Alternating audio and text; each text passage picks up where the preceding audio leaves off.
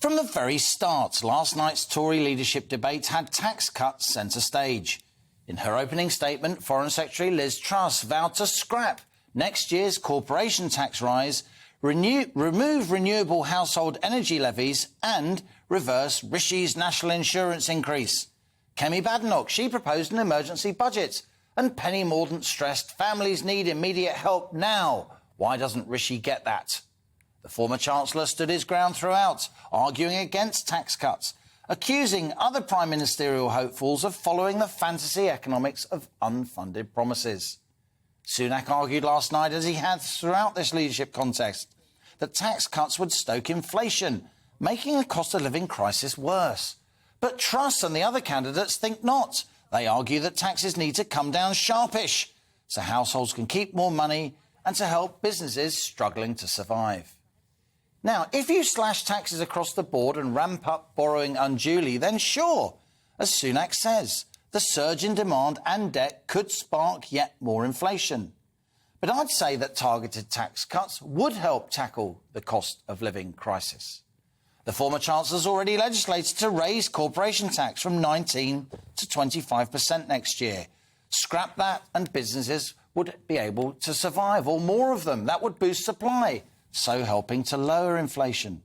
Reversing April's rise in national insurance, seen by many as a tax on jobs, would also help hard-pressed households. And many Tories and others also want green levies on household utility bills scrapped or suspended. They currently account for around a quarter of current electricity bills. Sunak's right that if tax cuts lead to more borrowing and government debt, that could lead to higher interest payments and a heavier burden for future generations. But compared to quite a few other larger economies, the UK's government debt burden actually looks quite reasonable at the moment. Take Italy's government debt to GDP ratio, what the government owes compared to the overall size of the economy. That's a whopping 151%. America's also heavily indebted, with 126% debt to GDP. The French government's debt burden amounts to 113% of annual economic output. But in the UK, that same ratio is 88%, actually among the lowest of the major industrialised economies. The reality is the UK now has the highest levels of taxation since the Second World War. At least that's where we're heading, according to Rishi Sunak's last budget. And for my money, an economy weighed down by tax is a low-growth economy at a time when growth is desperately needed.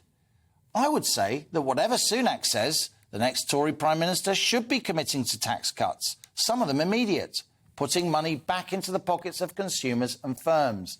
And that's our on-the-money question today. Is Sunak right? Are tax cuts inflationary?